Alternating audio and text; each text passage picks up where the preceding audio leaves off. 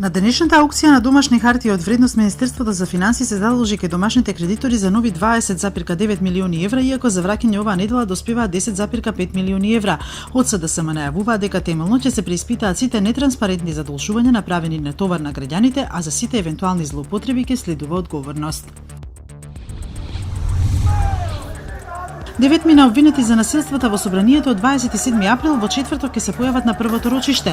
Меѓу оние за кои има обвинителен акт за кривично дело учество во толпа што ќе спречи службено лице во службено дејствие се Димче Христовски, Ангеле Зафировски и уште се думина кои јасно се гледаат на видеоснимките како удираат или фрлаат предмети по пратениците присутни во салата.